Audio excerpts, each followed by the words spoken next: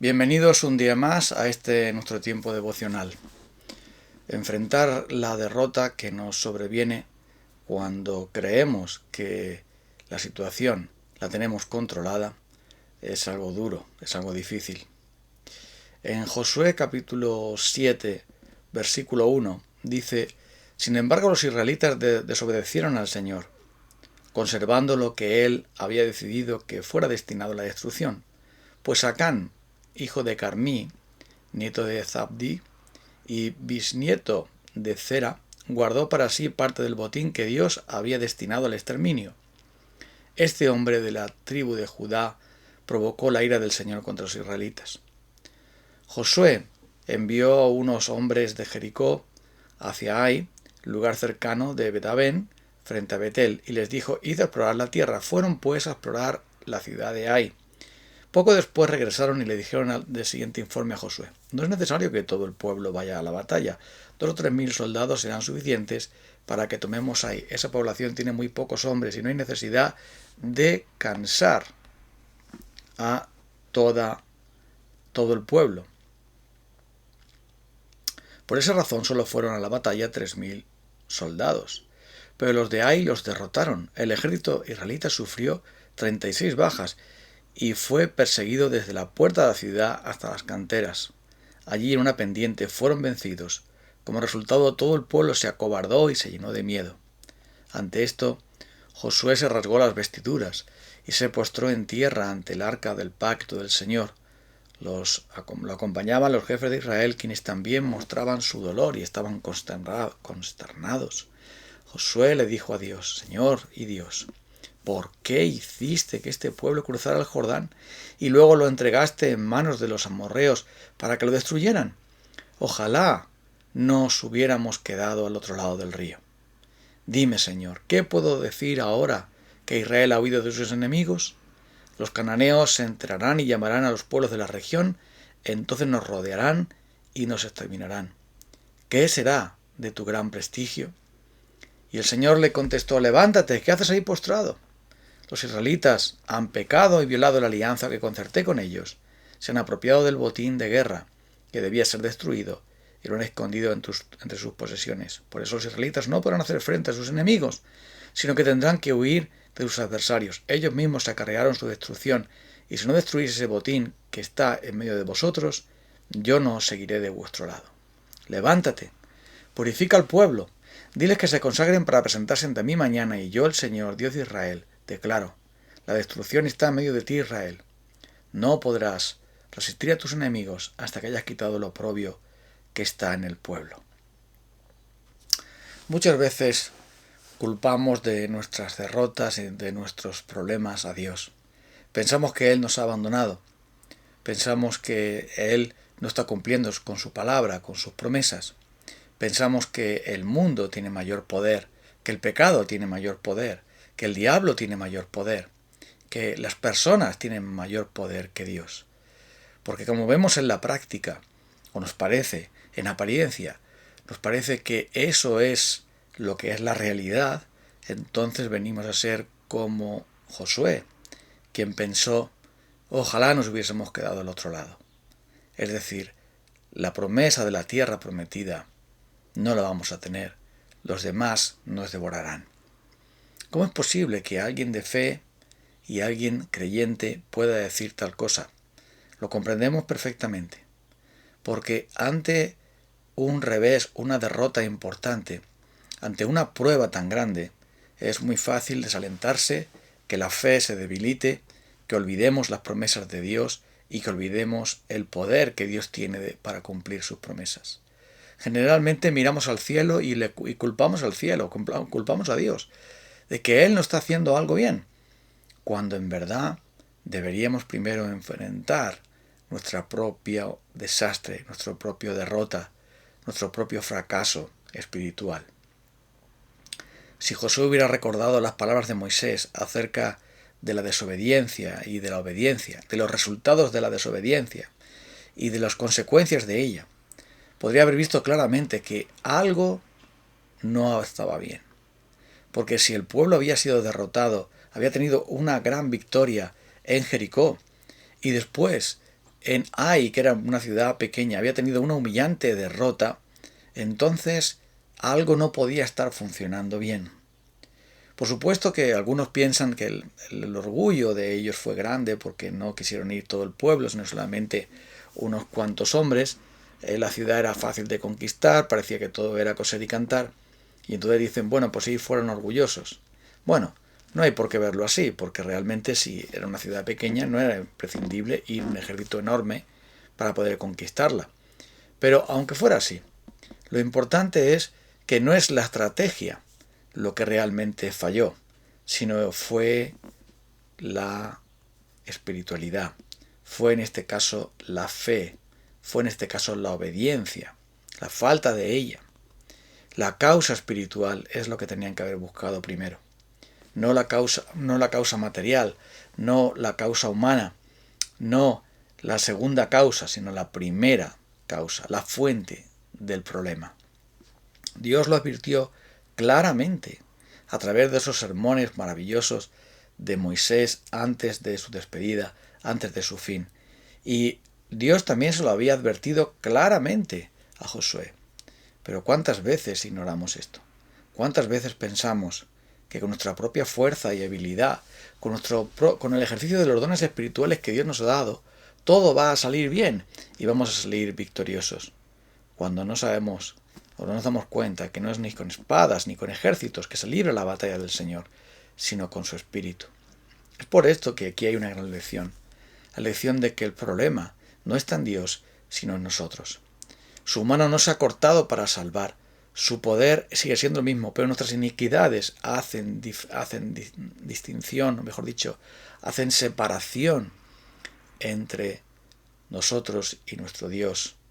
Son nuestros pecados los que provocan nuestro fracaso. Son nuestras desobediencias y nuestra falta de examen, nuestra falta de luchar contra nuestro pecado, destruirlo. Es nuestro anatema el problema. Es por esto que el Señor le dice, ¿qué haces ahí postrado? Ante la desesperación de Josué y su solicitud de que ojalá hubiésemos podido volver atrás, lamentándose de las decisiones del pasado, es decir, las decisiones de fe, las decisiones correctas del pasado, las decisiones que tomaron en obediencia al Señor, pero aún pensaba que ya era el fin del pueblo de Israel, que había terminado la conquista de la tierra, que Dios no iba a cumplir con su palabra, todo había terminado para Josué. Y es que cuando viene la derrota, viene también el diablo para aprovecharse, viene también el mundo para reírse, vienen también los incrédulos para aprovechar la ocasión y hacer leña del árbol caído. Y entonces la desesperación puede llegar ahí. Cuando falta la fe, la desesperación entra. La incredulidad toma posesión de nuestras mentes y corazones, de nuestros recuerdos y memoria incluso, y empezamos a comportarnos como incrédulos, comportarnos como si Dios no nos hubiera hablado, como si Dios no nos hubiera salvado, como si no hubiéramos visto las maravillas de Dios en el tiempo anterior, como ellos vieron las maravillas de Dios en Egipto. Qué pronto olvidamos el poder de Dios, qué pronto olvidamos la santidad de Dios, qué pronto olvidamos la gloria de Dios, qué pronto olvidamos las victorias que Dios concede a su pueblo, porque nos centramos en nosotros mismos. Creemos que somos el centro del universo y creemos que, por supuesto, la causa está en que Dios no quiere, en vez de decir que somos nosotros los que no queremos. Somos nosotros los que no queremos vencer el pecado, luchar contra él, odiarlo y matarlo, nuestro propio pecado, y no estamos velando por el bien de nuestra comunidad, de nuestra iglesia, porque al practicar nosotros el pecado y consentirlo en nuestra vida, estamos haciendo que toda la iglesia sea afectada. Si una parte del cuerpo se duele, dijo el apóstol Pablo, todo el cuerpo también sufre. Si una parte del cuerpo recibe honra, todo el cuerpo también se goza. Y en este caso, el pecado de Acán representa a tantos que aún en el ministerio cristiano podemos estar practicando el pecado y desobedeciendo abiertamente a Dios y desafiando a Dios y después quejándonos de que no tenemos fruto y provecho y bendición en nuestro ministerio, en nuestra congregación, en nuestra vida en general. Así somos. Es mucho más fácil quejarnos contra Dios, lamentarnos, caer en la depresión, estar todo el tiempo recordando el pasado y las decisiones del pasado y las buenas cosas del pasado y los fracasos del pasado y centrarnos en eso, en vez de buscar la verdadera renovación espiritual, el verdadero cambio, buscar de nuevo apegarnos al amor de Cristo y buscar de Él la santidad, que es la clave del éxito. Porque tener éxito en el ministerio, en la vida, tener éxito como cristianos, no es otra cosa que vivir en santidad. Nada más. Lo demás es cosa de Dios. Es obra de Él. Él edifica su iglesia. Él llama a su pueblo. Él salva a sus ovejas. Él obra cuando y como Él quiere y con quien quiere, pero nosotros somos llamados a permanecer en Él. Somos llamados a vivir en Él. Somos llamados a morir a nuestros pecados y vivir en Cristo Jesús. Y entonces Él usa nuestras vidas y usa nuestros dones y usa lo que tenga que hacer para llevar a cabo su obra. Pero nosotros debemos permanecer en Él. Y por eso le dice, levántate, ¿qué haces ahí postrado? Los israelitas han pecado, han violado la alianza. Por lo tanto, dice, no podrás hacer frente a tus enemigos. Levántate y purifica al pueblo y diles que se consagren a mí para presentarse ante mí mañana. Esa es la clave. La clave era volverse al Señor, no para quejarse y lamentarse, no para recordar el pasado, no para recordar el pasado malo y olvidarse del pasado bueno, porque esto es curioso también. Se habían olvidado muy pronto del pasado bueno, del reciente y del más remoto, o del más anterior, podemos decir. Sino que aquí el Señor le llama a que se levante y mire hacia adelante. Mire la manera de superar ese fracaso con Dios. El fracaso lo superaremos con Él, por medio de Él, buscando esa santidad que el Espíritu Santo produce en nuestros corazones cuando venimos a Él en fe, en arrepentimiento, odiando lo malo que hay en nosotros y amando la gracia que hay en Él. Es por ese motivo por el que el Señor reta a Josué, manda a Josué y al pueblo que le busquen a Él, que se entreguen a Él, que busquen esa santidad. Ya sabemos nosotros bien que ese es el verdadero éxito del pueblo de Dios. Dios es un Dios santo, perfecto. Él no habita en medio del pueblo que tiene labios inmundos. Él habita en los corazones contritos y humillados. Él es aquel que ama a aquellos que están limpios de manos y puros de corazón. Son aquellos que aman su ley, son aquellos que le aman a Él, los que pueden contar con su favor y por lo tanto con su victoria. Es por eso que nosotros debemos cuidar ante todas las cosas, no lo que hacemos, sino cómo somos. No tanto qué actividades tenemos religiosas o qué actividades cristianas podemos tener, si podemos llamarlo así, sino cómo somos delante de Él, cómo vivimos delante de Él y delante de los demás. Pero principalmente si permanecemos en Él y Él en nosotros, podemos pedir lo que queramos y Él nos dará. Si permanecemos en Él, llevaremos mucho fruto y así será glorificado el Padre.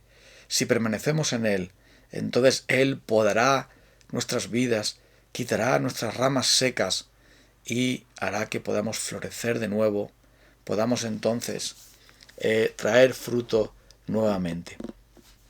Recuerdo en mis tiempos en los que iba a vendimiar cada año, que fueron unos cuantos, aprendí bastantes cosas acerca de las viñas. Yo me gustaba siempre preguntar, curiosear, y a los que trabajaban en el tema de las viñas les preguntaba por qué se hace la poda y cómo se hace y cuál es el resultado. Y era interesante porque así tomaban vida para mí esos versículos tan conocidos de Jesús como la vid, nosotros como las ramas y el Padre como el labrador. Y era curioso ver cómo me mostraban que cuando hay una buena poda, la vid retoña y las ramas retoñan de tal manera, los pulgares que han sido cortados retoñan de tal manera que traen mucho más fruto. Hay que cortar eso, que está seco y no da fruto, y el Señor lo quiere hacer, y nosotros debemos entonces buscar que Él nos pode para que así demos ese fruto y podamos tener la victoria que viene solamente en Cristo Jesús. Vamos entonces a orar a Dios para pedir su gracia para este día. En esta mañana, Señor, los culpables del fracaso solamente somos nosotros. Es nuestra desobediencia y nuestro descuido, nuestra deslealtad, nuestros pecados de omisión y nuestros pecados de comisión. Somos nosotros el problema. El problema nunca eres tú. Así que, Señor, perdónanos y ayúdanos a buscar de ti la santidad sin la cual ninguno verá al Señor, sin la cual ninguno verá la bendición del Señor. Ayúdanos, oh Dios, porque queremos permanecer en ti para agradarte y glorificarte, y así tú nos des la victoria frente a nuestros enemigos, para mayor gloria de nuestro Salvador, Cristo Jesús, y en su nombre. Amén. Nos encontramos el próximo día. Un abrazo a todos.